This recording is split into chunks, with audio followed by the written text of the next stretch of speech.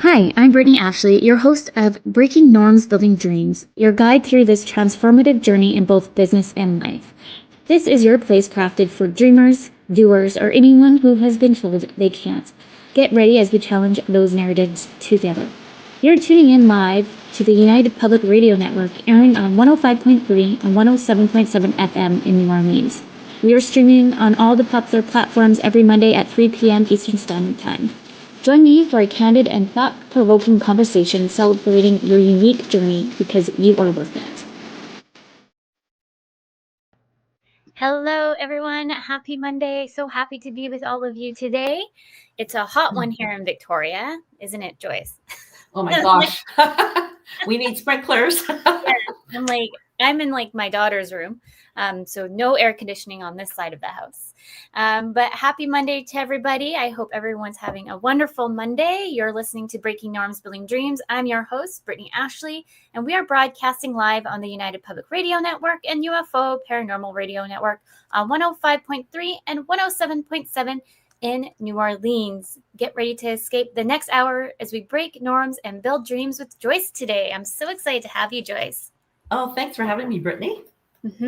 Joyce and I have some secret things that we're shaking up and behind the scenes. So make sure you listen throughout the whole conversation today, because we're not sharing it until the last 15 minutes of the show. So I'm making you sit with us.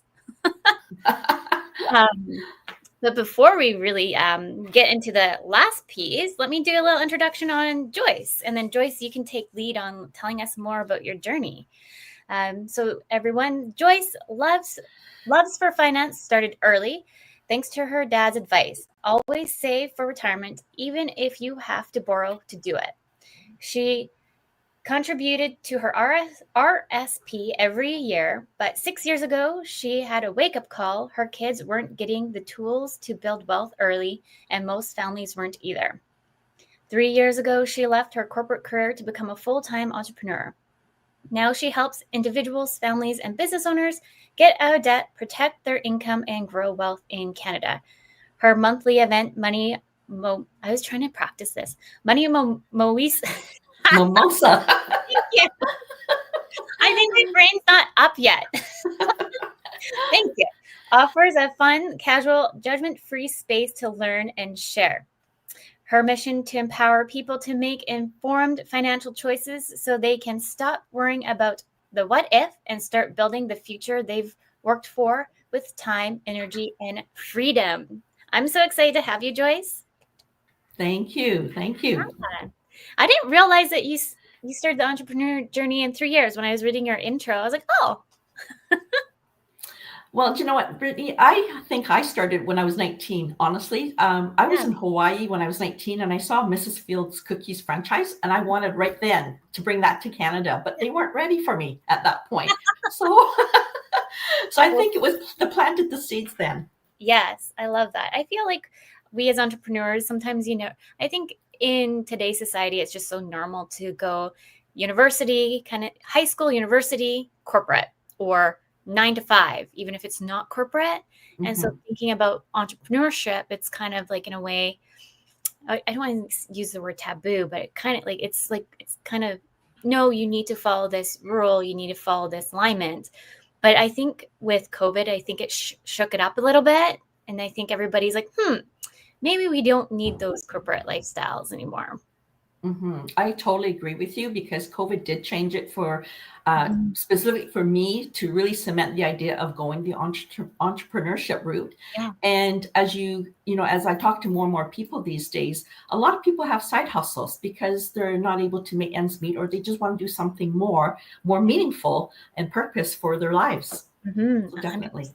Yeah, maybe I know I did a little bit of an intro for who you are, but maybe you can do an introduction more about your journey and where you are now today. Sure. Well, like you mentioned in the intro, I've always come from corporate. My whole entire career has been the corporate world. And but I always knew there was something more for me. I just didn't know what it was, and I tried all sorts of businesses, network marketing, you name it. I tried it, and I think my husband rolls his eyes every time I talk about it. But it wasn't until this of finance that I really took it seriously. And the more I got into it, the more learning I did. I really quickly realized that if I didn't know a lot about this, there's probably a lot more people out there who didn't. And like you mentioned, it really changed for me when I started to learn about it, and then realized that my own financial plan wasn't being taken care of, and especially for my kids. And that's when it nailed it for me. I love that. And I find too, I feel like looking just back into school, even for myself, I think it would have been nicer to see those as electives, or just kind of an option for kids to kind of start to consider it. Even entrepreneurship, business classes. I think those would be so successful for a lot. And I think a lot of teenagers, or whatever age they are, might be able to focus their time and energy in different areas as well. And they might be able to see because I don't know about you, but our electives were cooking, metalwork, metalwork and woodwork. I'm like, I don't want to build a house. I don't metalwork. I was so scared of all the tools. I just actually, this should have been a sign that I was going to be an entrepreneur / leader, because I just got the guys in my class to do the work for me, and I just oversee. That's great. Well, at least you recognize it early on. But yes, you're right. I mean, mine was the same thing: sewing, cooking, metalwork, all that kind of stuff. And I think, honestly, I think the school systems need to change, because the world is changing. So why not our school system, right?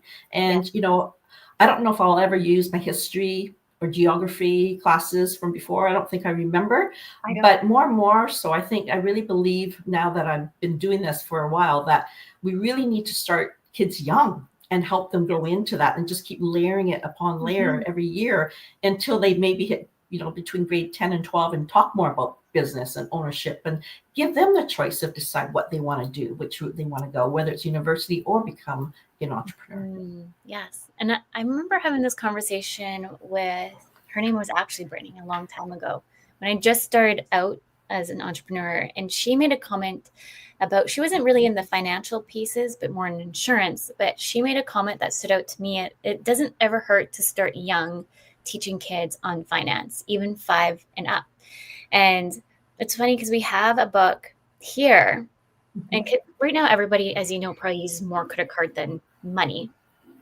So it's kind of, even for us to when we go to the markets, I try to bring change so my daughter can learn how to have that interaction and understand I gave you $2, it's only 25 cents. How much do I get back? By the way, this is a very cheap bookstore here. Look, it's not, you're never going to find anything for 25 cents nowadays, but this is we found the prime over here in Machosen. Well, that's great that you helped your daughter with that. But the other thing too, what I did when my kids were young, and when they used to get maybe $1 for an allowance, I would help them set up a little wallet or envelope, so that they can learn about how to divide their money into 5 different areas. It could be buying for toys, education, books, miscellaneous, having to go to a movie, or one for gift, giving back. So I set up these envelopes so that they can utilize this dollar and try to figure out where to do it, so that if they wanted a toy, they would have to save up to go buy that Hot Wheels or whatever it might be. So they have to look in the envelope, so it kind of gets them involved. Yeah. I really like that. I'm going to tell my husband after this. This is what we're doing.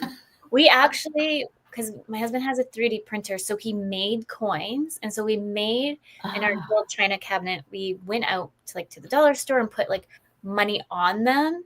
So if they behave, you get a coin, and you had to save up. And then you go to the store here in our china cabinet, and you pick if you had enough money.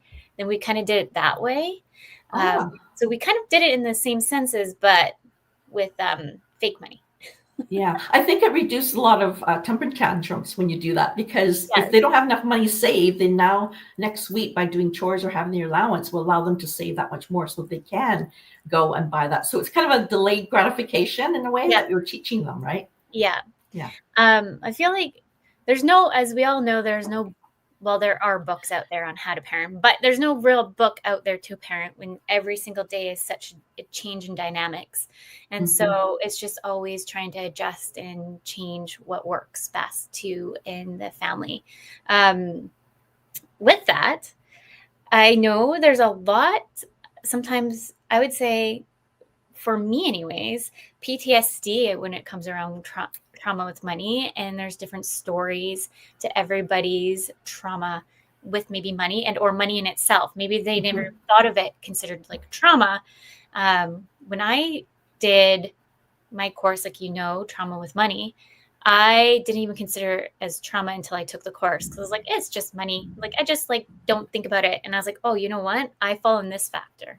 So I know we're going to touch a little bit more on that, but anybody listening about finances, I thought we should just kind of like touch on like at the beginning here, just so people are listening, they're like, oh, this is me. This is maybe where I'm at. So there's the fight, flight, freeze, and fawn kind of situation. I don't know about you, but I'm a fawner. So I'm a people pleasing, financially overgiving, undercharging. Sometimes I'm also the freeze, so I feel paralyzed when making financial decisions. The flight is avoiding money conversations and or any responsibilities, and then the flight becoming aggressive or hyper controlling about money. And so like I've noticed throughout my journey with money as a grown-up, as kid, I kind of would say I fell more in the fawn and freeze, two subsections, and never could like really move away from them. And I didn't really understand until I took the course. From your experience, have you felt kind of where you maybe feel a bit when you're kind of growing up? Well, even though growing up, I just went to my mom and it worked. And if I went to my dad, and he usually doesn't, so I kind of play against each other. But I was lucky enough that, like I said, my dad taught me, to start saving early. But I guess looking back, I think a lot of times we get our experiences or lessons from our parents. So they might have passed things that they knew or didn't know about, and it sort of kind of transitioned down to you. Or some people I've heard from clients that, I grew up in a household and we didn't have any money, so this is what happened. So they kind of carried on that same story. So it does happen. And unfortunately, I just want to let people know that it's not your fault. And that, at least if you're aware of it, just be gentle and kind to yourself and just start taking small baby steps, and just to sort of, without any judgment, just see where you are today and sort of work towards what you want to have. 100%. And that's why I wanted to kind of like highlight a few of those areas, just so if anyone's listening, you can start to see like, you know what? I get paralyzed when I think about money, or I just avoid it. I don't even want to think about it. I just let maybe the bills go a little crazy, and part of me knows I should be paying those, but I just can't get past X, Y, and Z. So everyone has a different state. And like you said, Joyce, it can come from family patterns, direct experiences. It shows up differently for all. One example, just so everyone can kind of it's not more about money, but it's more or less about like a story that I came across about cake. Like a great grandma made this recipe on this cake, and they were very adamant that they didn't want to use cream cheese, even though it calls for it. So they did like a filler of it. And so as the stages of the story has gone on and passed down the recipe, that cream cheese has never really been in the cake, because it was grandma said, no, you can't do it, kind of thing. And so we're just taking that tradition on and on and on until somebody's ready to kind of like wake it up a little bit and ask the question of why. Like so many people do like X, Y, and Z. And then the story's like, well, grandma or great grandma didn't like the cheesecake. Like it's because of X, Y, and Z over here. And so it kind of like segments us to change and segment us in a different way, a holding pattern, I guess one would say. And we're thinking like we can't be open to it because we were told from generations to generations to keep this going. So if we start asking those curious questions and trying to shift our mind a little bit, at the end of it, they end up realizing the cheesecake was the missing piece, or we needed one extra thing in there to make it extra soft, right? So yeah, I thought for that sure. definitely resonated when I listened to it. I was like, interesting. It makes you think of what has been brought down in tradition. Oh, definitely. And like I think about sometimes you hear your parents in the back of your mind going, you should do this or do that, and Yeah. it's all coming from like the patterns, and to take that and break that pattern is a key thing for yourself, because like you said, over time, generationally, things have changed. So we don't have to do what our grandparents did, right? Yes. It's okay to shake it up. For sure. I thought maybe we can talk about, like, for those who might be feeling overwhelmed with their financial journey, like where to start. Because I know, I'll just use me for example. When I also think about it, like it's hard to even, like, I'm pretty good at like savings and doing X, Y, and Z here, but if I want to make that momentum impact and really be well prepared for retirement, I get overwhelmed and I just shut down. Have any kind of tips for anyone listening who might be feeling like that as well? Yes, finance can definitely be daunting, to say Yeah. the least. And like again, it depends on where you're at. And so one thing I like to suggest, for one thing, is that, which we didn't get in school, is the education. I really believe that if we understand just the fundamentals, basic understanding of how money and debt works, we can start there. And then, just to take one step at a time, and work with a financial professional who can answer your questions. And again, don't feel embarrassed or shamed by it. But also, what I would suggest to people a lot too is to just track their expenses for maybe 1 to 2 weeks, where they're spending.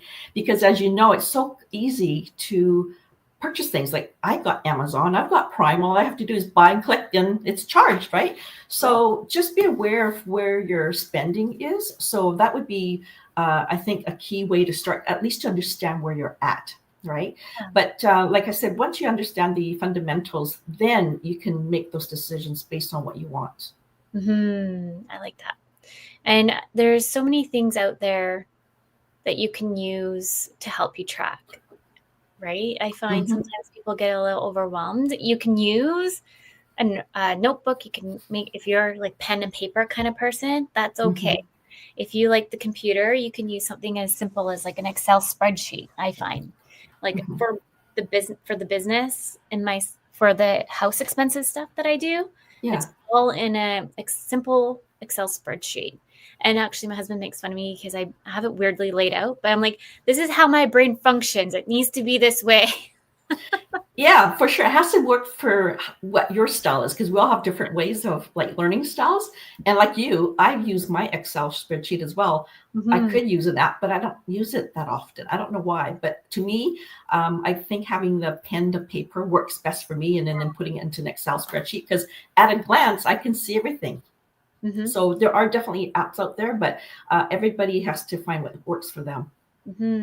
There are so many programs out there. So it's just a matter of finding what works best for you. And I find that a lot of people get overwhelmed because there is so many. So just take it back to the basics and start just tracking, like you're saying. Is there any kind of, if they didn't even know, so you're saying then just going back, maybe write down on like a daily basis each week of what they've spending money on to kind of start that. You can even just, I don't know if in your phone you can use your notes page, or just carry a notebook around, because I used to do that when all this, technology came into play. So I just use just a little notebook, and every time I spent money, I just tracked it. And or the other thing too is what I suggest for people, if they really want to take a dive deep into what they've been doing, is take the last 3 months of your bank statements, credit card statements, and just use a color highlighter and have fun with it and just highlight where you're spending it and track where the categories are that you're usually spending a lot of money. So I, work with clients, I see a lot of skip the dishes, Amazon, things like that, right? And it just adds up, and until you realize where it's going, then, it's hard to determine what it is. And that's where I find that a lot of people find it shocking to find out where they're spending their money. Yeah. So I would say the most impactful class that I've had in university was finance class. I loved it. And it made me realize how much money I was spending on coffee. Yes. You're just having this conversation now. I was like, right now my new addiction is going out and getting a coffee, because that's my pick me up of the busy week. I know we have something called the Starbucks plan. Yes. Right. I feel I've now mastered of where's the cheapest place to go to get a coffee, so I don't feel too guilty that's not going to break an arm and leg. Or make your own. Yes, we do have our own coffee maker, but it's a joke now with my husband that it takes too much time and effort. Like those fancy ones that you like at baristas, that they use in Starbucks, they're pretty decently fancy, but I feel like it's just a lot of work to get my coffee when I have 2 small kids. Oh, that's funny. Maybe we can kind of highlight on how to understand how debt works and how to that's I know very big topic, but I don't have the stats in front of me, but I do know that in today's world, the debt world it's pretty high, the numbers, surprisingly. And just because we have so much more accessibility with credit cards versus money on hand, it's bananas to think of back in the day when I had so much more cash just in my purse, but now it's just more credit cards. Yeah, it's just too easy, right, to tap. Yeah, for sure. So money and debt, I guess debt is different. There's different types of debt. There's good debt and there's bad debt, right? You could have good debt in that you might invest in sort of a business for yourself, or you have a debt for your mortgage or a recreation home, or just get a loan to start up your business. So that's good debt because there is value to it. There's an asset to it at the end of the day that's worth something. Whereas bad debt is usually credit cards with high interest rates that continue to grow. And then you find yourself in a situation where you can't pay it off or pay it down. So, it's just have to look at, which one do you want to be at? Do you want your money working for you or against you? So I really believe in investing yourself first. Number one is, you used to hear that all the time. Take 10% of your money and then invest it, right? And I believe that is true. That's what I've done with my kids, because if I know that they put some money away towards their savings for their future, what they have left over, they're going to live within the means of that money. And I'm not as worried that because I know that they put away savings, then they can spend this and still have the lifestyle that they want to have, right? So use debt in a way that to leverage assets. And, I'm not saying don't live the lifestyle. It's just plan for it. Yeah. And just like we were just mentioning early too, talking to the kids earlier too, if you have kids, I think is great. You want to know, when you were talking, it just made me think of that I was just telling my aunt. So my daughter's to us being Auntie must be super rich because she has a pool. And we're well, doesn't work that way.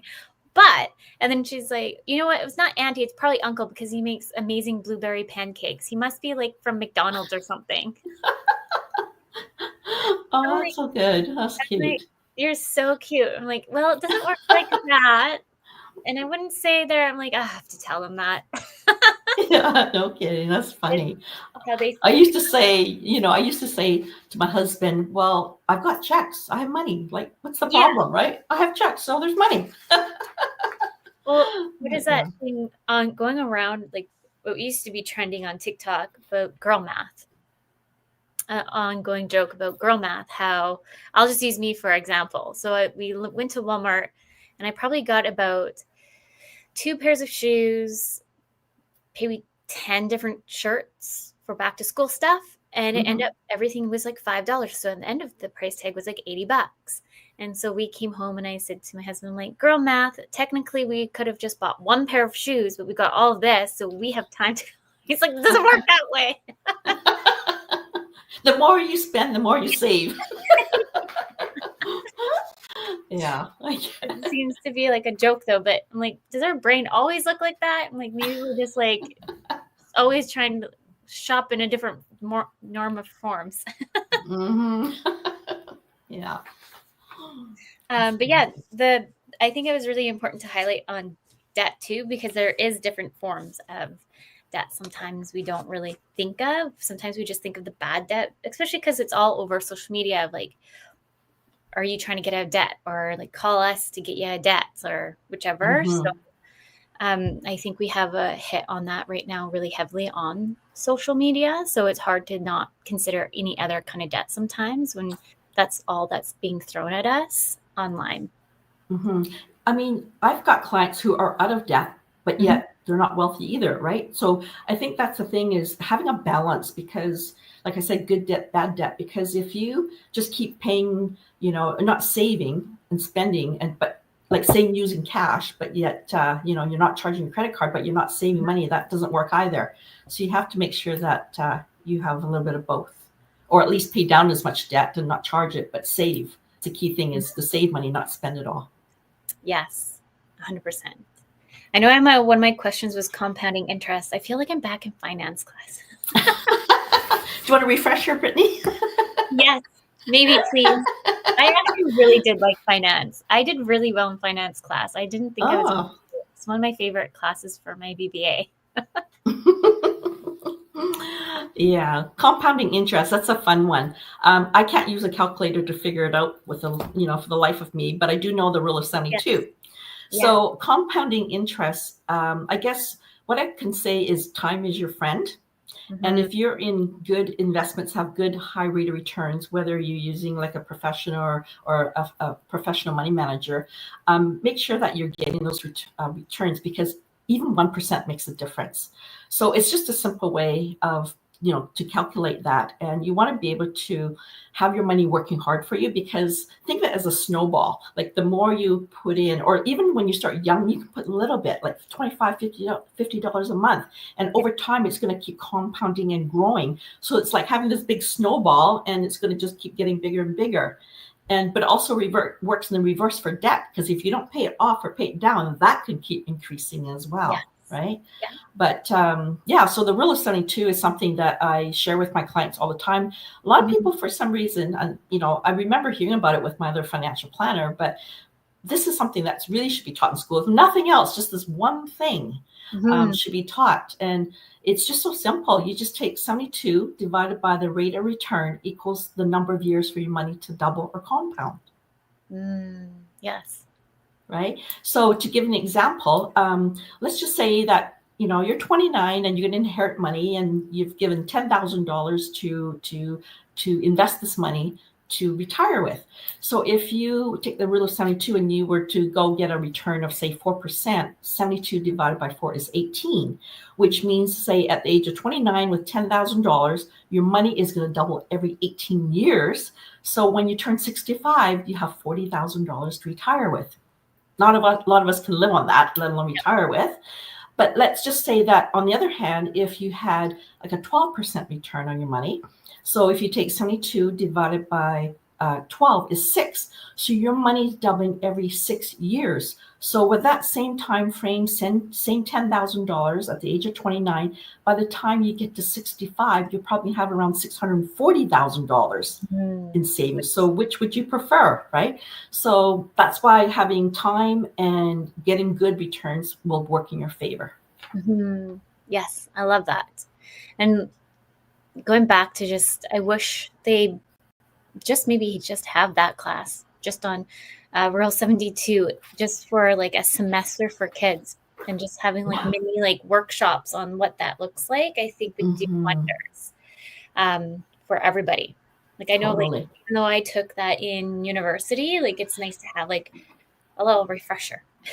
Did they teach you that in finance? Yes. At university? Oh, okay. I'm trying to remember the teacher's name.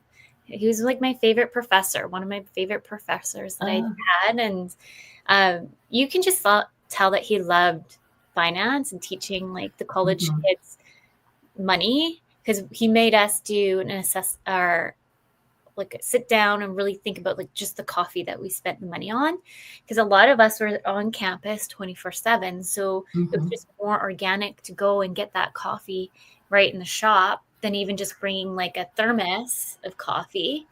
And like, so we would like go workshop through all of that and how much money we could save and or invest in different areas within, not just on this side of investing, but like we looked at other sides of investing too. So yeah, it feels like 100 years since I had that course, but I would say it's one of the best. I did back-to-back programs with him on those. I think it's really important that when you do have, because I had a math teacher at school in grade 8 and he was the worst. But anyway, it makes a huge difference on the instructor that you have, because again, a girlfriend of mine went to 4 years of university and she didn't learn any of this. So it's just, it's really, whoever has that passion for teaching this, right? Yes. I feel like there's some interesting teachers out there that doesn't seem like they fell in the right position. And then there's some that just like, this is like, they love numbers. That's their thing, kind of thing. And they'll take whatever they need to do to make sure you learn it. And like, I've mentioned on the show that I have a learning disability. I have dyslexia. And so I really appreciated with this teacher that he would stay after class with me. He would let me email him whenever I needed to make sure that I understood the course. And then he also, he just went above and beyond, and it didn't felt like it was an inconvenience if I had to go ask for help. It felt like he really generally cared for every single student in that class to have a passing mark, not just to get their diploma or anything like that or degree, but he really wanted to truly make sure that everyone understood what was being presented to us too. Yeah. I think, which is exciting. And so, he would change his model too. So if we couldn't understand the math a certain way, he would try, okay, well, let's try this. And I think that's like the best, those are the best teachers, because they want to learn with the different student who has different ways of learning. And I would love to see that more. I know teachers right now are so drowned out with all the things, but I think there's a way that we can present like a safe room still, so kids safe to ask those questions. Totally. I get that. And you were one of the very lucky ones, because I don't think there's a lot of teachers like that out there. At least I haven't come across it personally. Yeah. And this is also the reason why I'm so passionate about what I do, and that enough to quit my job. Yes. And because there is missing information out there. And I really believe in sharing and educating people on how money and debt works. And, when I work with clients, I always want to make sure that they understand, so that when we're talking about saving or paying off debt or investing, they really truly know what they're doing. So then they're making informed choices for themselves. So it's not me telling them what to do. It's them deciding what's right for them. Yes. And giving them the opportunity to ask questions, right? Exactly. And talking about finance is such a hard topic for a lot of people. So a lot of people who are listening right now, you're not the only one. There's a lot of people that will just kind of like mask behind it and or push through it. And it's okay to have those conversations in a safe space. And so like I had one of these conversations in the past. I had somebody who was a counselor on the show. And I brought up that it's okay to kind of go around and make sure you find the right counselor or therapist, whoever you're talking to, because you want to make sure that there's that connection, making sure that you're feeling heard and listened to than just another number. And I think that's so important to hear talking about anything finance wise. Like, you don't want to feel like you're just another number when you feel like maybe you're the problem. But you're not the problem, I promise. Yeah, for sure. Yeah. I totally agree with that. And that's part of, I almost feel like a financial counselor, sometimes a financial coach, because you are listening to what people are saying, their understanding and their history and their stories around money. So what is it that we can do to help them in a safe environment, talk about it, answering questions, make them feel better without any judgment at all. And like, I always just give them kudos for recognizing that they're seeking knowledge and wanting help. So then we can start that relationship and build upon that. And I see this especially with a lot of divorced women, to be honest with you, Brittany, because recently I've had, several ladies who came to me and their spouse managed all their money. So when they got divorced, they had no idea, like they have no knowledge, no idea what to do. So when I took them through our education and then provided them the guidelines, or not guidelines, but just the guidance of how to move through it, they just felt like a sense of relief after. And then again, taking those small actions to build on that, to grow their, their wealth or whatever that needs to be to take them from where they are today to where they want to go. So it's so empowering and powerful to recognize that. And that's why I'm doing what I'm doing now, because I see that people need and want help, but nobody's there to just share that with them. Like, where do you go? Most people go to the internet, right? And Google. Yes. And I tapping on to I feel like, well, we can see already the trends for higher divorce rates. The trend too, that women, unfortunately, they don't have that much control their finances because it's just naturally sent over to the other spouse, partner. And vice versa. Like, there's usually somebody else who will take reign. So for me, like, I'm more inclined of like doing like the kid pickup and doing all these other things. And sometimes these just kind of get placed. We have our different roles and responsibilities in the house. And sometimes we lose track of them because we are sometimes in a state of chaos when you have young kids or things are moving left, right, center. Sometimes we forget that that piece of that role kind of got moved off our plate too. And it was just easier too, because you're already doing so much and that person's already taking lead on it. So why not let them just take lead too? So having that conversation more for women and being more empowered within their finances. I love that you're doing that monthly get together too. Money, oh my goodness. Money and mimosas. Yeah, I know. Why can't I? Obviously, you just need to go back on the weekend today. Oh, that's okay. My brain doesn't want to compute those words. But I love that you're doing that, because it's giving a safe place for a woman to come and talk about it and not be judged and heard and figure out solutions together on how to move the needle forward than feeling stuck and kind of like, because sometimes it's not good feeling when you're feeling stuck or overwhelmed or you're wanting to know, like, I'll just use me as an example. I always use me as an example, but right now I'm like kind of stuck. Like when I have ADHD and I get overwhelmed with certain things and things are always coming at me left, right, and center. If I know mentally I need to do that one thing, but if I don't have that support or that need or that safe place, I just shut down.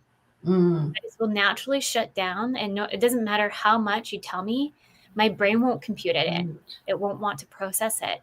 And I think a lot of us is in that state sometimes, if we do have trauma related more to the money piece, that we just kind of get locked and we just don't know how to react sometimes. Yeah. I think with, women are so busy. We are trying to juggle households, careers, parents, you name it, we've got it. And I think Red Survey said that, 30% of women just don't have the time to even think about it, right?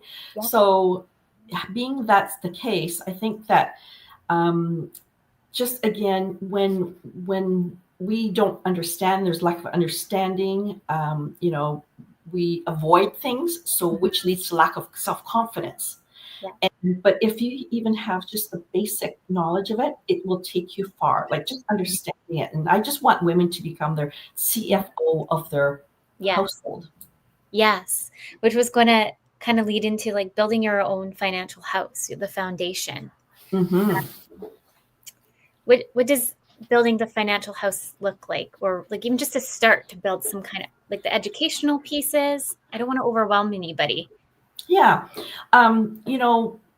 financial house. The best thing I can describe it is like building a home.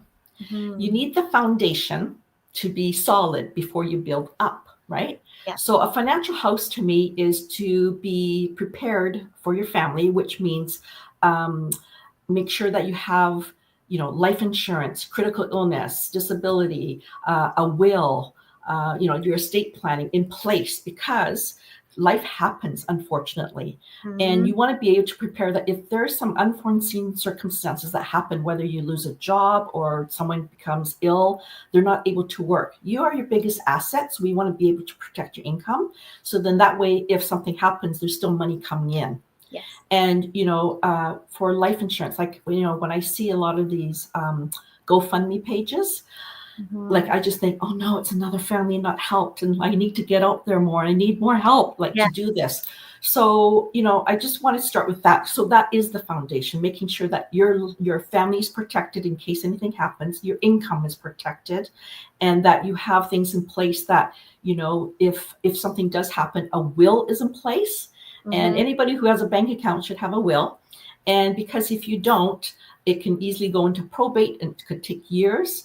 And the government will take probably 50% of that. So you want to be able to pass on what you have for your family in a most tax efficient way, to be able to do that. So to me, that is the financial house. So once you have that in place, then you build up. And that's when all the other investment options can come into play. And I like that you made a mention of the will, because it took us a long time to get a will. I think we bought the house and then we had my daughter, but then that's probably like the pushing point when we finally did, right? So once we had the first, but it was always something that we talked about, even when we bought the house, and it probably took a solid 3 years-ish time to finally get the will. But that's the one thing I also saw too. A lot of people buying houses together or vice versa, and then they don't have anything at all. I know. And then it just seems like chaos too, to try to get things. When you're already dealing with so much, it's easier to in a way to have the will there too, because when things happen, that's the last thing that's going to be on your mind. Exactly. Really, it comes down to peace of mind. That's what it gives you, because I don't want to scare anybody, but in Canada, if you're a parent and for instance, if we had a client who both parents unfortunately died in a car accident, so they left their daughter behind. Because they didn't have a will, it took grandma 7 months while she's in social the government took custody of her. She had to go and fight in the courts, even though she's grandma, 7 months to get access that she can take on, take her daughter and raise her daughter or granddaughter. So, it's so important, especially as a parent, that you take care of your family. And this is when I went, oh my God, how do people know? People need to know this, and it's how do I educate them without scaring them? But it's really giving you peace of mind, bottom line. Yes. Yeah. I think that was probably the biggest push for us, because we know that the system isn't the greatest, and that because a lot of people think, oh, it'll be fine. They can just take them and they're blood, It's no, sorry. They go into foster. They go into the system. They get lost in the system. That's right. I've seen it. So I'm just I've always been okay, today's the day. And there's a lot of great lawyers out there. So if you're stuck thinking of, it's too much money, at the end of the day, I would say, for how much, I'm trying to think of how to put this. I get where people are coming from, that a lawyer bill is a lot of money, but once you pay it and then you can see how much ease it's going to be brought in for future and so forth, it's priceless, I guess. Oh, totally. Yeah, totally. I mean, you can shop around. Notaries can help as well. And, we can refer people. I can help that with, certain things as well, like simple, basic wills, that there's opportunities there as well. But I definitely would encourage people that if they don't have a will, put something in place, even if it's just something basic. It's better than nothing, right? Yes. Yeah. We were going to do that and just get a notary to sign off of it, but then we end up going just full on the lawyer Mm-hmm. because we ended up doing some extra things. So it was just easier to get it all one and done, and we don't have to see them again. Yes, I agree. So we're almost at time. It's going to go by really fast. Should we tell everyone what we have planned? Yes, love to share that. It's exciting. I'm excited. For anyone who doesn't know, because I wear many hats, this year, I would say in February, I finished my certification with money with the TOM organization, Trauma with Money.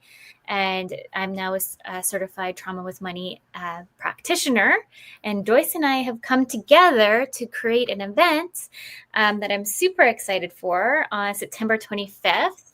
Rewrite the Rules. Women, Worth, and Wealth. Let me see if I can share the screen. I was practicing before, so let me see if I got this. I will get it for everybody.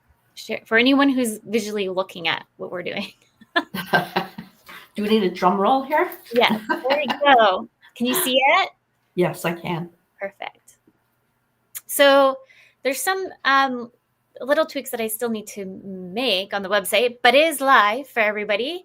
We only have 12 seats available because Joyce and I know how much talking about money, finances it's a very emotional. We want it to be a very safe, open space for everybody. And so we want this event to be very small and intimate. See, look, it even has a countdown for us, Joyce. Oh, wow.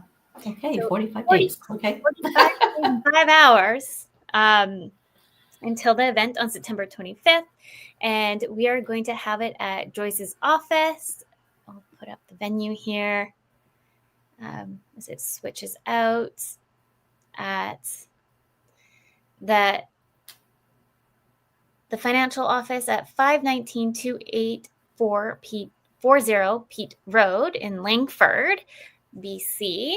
So it's an in-person event. We are, again, wanting it in person to make sure that it's very intimate and we can have the conversations flowing, and just so we can see people, because I find I have to go back so I can see your face, Joyce, because I couldn't when I was sharing the screen. Yeah, I'm super excited. We have mapped out pretty much a full in-depth conversation. I don't want to share the full timeline, but it's about financial education and trauma with money and different ways how we can shift the mind frame a little bit and work together to make sure that we kind of move past the trauma as well. I think, like you said, it's a small, intimate space. We want people to feel comfortable that, it's their journey, whether they choose to share with others, it's up to them. But we just want to be able to help you get through what it is that's holding you back and to overcome, past experiences or whatever you might have going on, and just to help you move forward with it. So it is, definitely a safe space that we want to assure you that is going to happen. Yes. So only 12 spots I feel like Joyce and I will do this again. So if it sells out fast, no one stress out. This is our first launch together. So we're testing the waters here, but I'm super excited for the workshop. I've been calling it a workshop because I'm the kind of person that will give you work too. Yes, there is going to be work, whether it's learning how to track, learning how to figure out what you spend. Yes, it's going to be fun. It's going to be fun, casual, but yet there's going to be some work to be done there. Yes. The doors will open up at 6:00, but it will start at 6:30. I'm excited. Is it on a Thursday? I think it's on a Thursday, isn't it? Yeah, it is Thursday. And the address is Suite 519, 2840 Pete Road in Langford. And so if you know Rhino Coffee, we're upstairs above that in the same building. Yes. I'm going to actually, for anybody just listening right now, multitasking, I'll put the website in the comments for anyone locally listening, or who knows, maybe you're down in Seattle and you're like, I'm coming up for this. Come on up. Join us. Yes. Amazing. I'm so excited, and we'll release more. So make sure you follow Joyce and I on socials and just kind of follow along, and you can see us. If you can't make it to this one, there'll be a next one. So make sure you kind of follow us along and support us as well. We're almost again at time. Joyce, is there any other last minute thoughts you want to share with the listeners today? Well, I guess, we talked a lot about finance today and money and trauma and what's happening in your life. So I really would encourage you that if you have a chance and opportunity to come join us for the evening and for an hour and a half, I know you're going to get a lot from it. And we want to be able to support you through your journey. And if nothing else, do it for yourself. Mm-hmm. Yes. And I know, since I've taken that program for myself, has been such a transformational journey in different ways than just money. I'd just like to kind of reiterate, because money is kind of interlocked in different ways than we even know that it was. So for me to come in to do this workshop with you, Joyce, I'm super excited and just see the other transformational changes that others can maybe even experience in more ways than one. So I'm super excited for us to do this and more to come.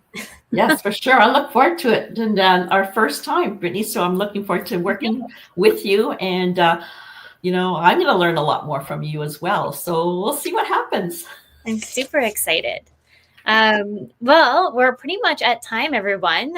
Next week, I have Carson coming on. I actually randomly found her on TikTok.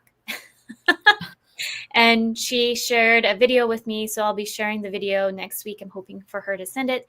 But more or less, it was how employers let individuals go in the workforce and what's ethically not ethical sometimes. And so we're going to be digging into that and just what she's experiencing as well through the job market. So please come in next week with any kind of questions for us as well. For all the listeners, a big thank you for today, and a big thank you to the UFO Paranormal Network and United Public Radio Network. With that, everyone, I really hope you have an amazing day. And Joyce, again, thank you for coming on, and we'll have you back again. We'll do some more updates for everybody with how the workshop went, and we'll dig in a little bit more too. Maybe we'll do like a live workshop for everyone if they're interested. Wow. That'd be great. Thanks, Brittany. Yeah. Thanks for having me today. Yeah, thank you. With that, everyone, remember your journey is unique and your worth is unquestionable. Have a wonderful day, everyone.